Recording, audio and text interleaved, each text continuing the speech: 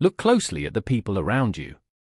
Two people can earn the same salary, live in the same city, even grow up in similar families. Yet 20 years later, one quietly builds wealth, while the other struggles paycheck to paycheck.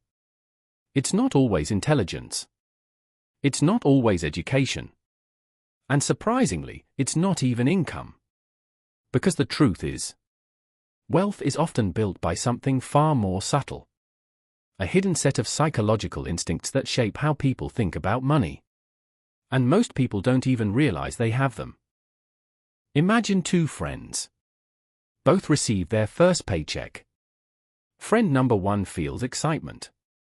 His brain instantly imagines the things he could buy. New shoes. A better phone. A night out.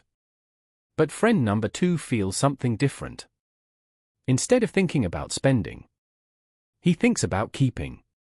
This tiny difference triggers two completely different financial futures. Because every financial decision activates a powerful system inside the brain. The dopamine reward system. Your brain loves rewards. Every time you buy something new, your brain releases dopamine. It feels good. But here's the problem. Dopamine doesn't reward long-term wealth. It rewards immediate pleasure. That means spending money today often feels better than saving it for tomorrow. This is why luxury brands, online stores, and advertising industries are worth trillions. They are not selling products. They are selling dopamine triggers. And the more someone relies on these triggers, the harder it becomes to build wealth. But dopamine isn't the only force shaping financial behavior. Another powerful psychological pattern is called the scarcity mindset. When someone grows up around financial instability, their brain learns a simple rule. Money disappears quickly. So when money finally arrives, the instinct is to use it immediately. Not because they're irresponsible, but because their brain is trying to protect them from uncertainty. Ironically, this survival instinct often prevents long-term wealth from forming. Now compare this to people who naturally build wealth. They tend to follow a completely different mental rule. Instead of asking, "What can this money buy?" they ask, "What can this money become?" In other words, they see money not as something to spend, but as something that can grow. This subtle shift in thinking is what separates consumers from wealth builders. There's another psychological bias that plays a massive role in wealth. It's called loss aversion. Humans feel the pain of losing money twice as strongly as the joy of gaining it.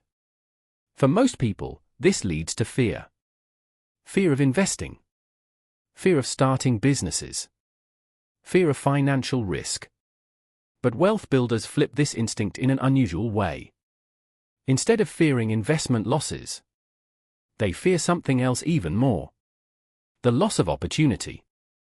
One of the strongest predictors of financial success is something surprisingly simple. Delayed gratification. The ability to sacrifice a reward today for a larger reward tomorrow. Wealth builders naturally practice this. They drive older cars, delay luxury purchases, and quietly invest the difference. While others chase lifestyle upgrades, their money quietly compounds. And this is where things become almost magical. Because wealth rarely grows in straight lines. It grows through compounding. Small decisions repeated over many years create exponential outcomes. Saving just a little. Investing consistently. Avoiding unnecessary debt. These habits might look insignificant at first. But over decades, they quietly separate the wealthy from everyone else. Another hidden obstacle to wealth is social pressure. Humans are wired to compare themselves to others. When friends upgrade their lifestyle, we feel the urge to do the same. Better car. Better phone. Better house. But wealth builders often resist this pressure. They understand a simple truth. Looking wealthy is not the same as being wealthy. Another hidden obstacle to wealth is social pressure.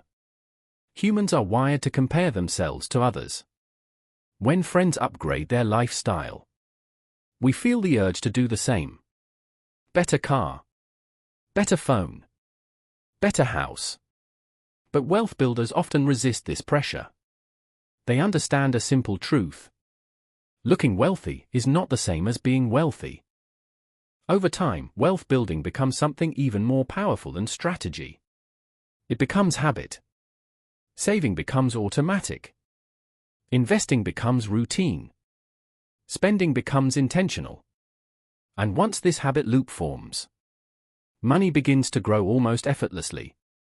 Not because the person is lucky, but because their behavior consistently works in their favor.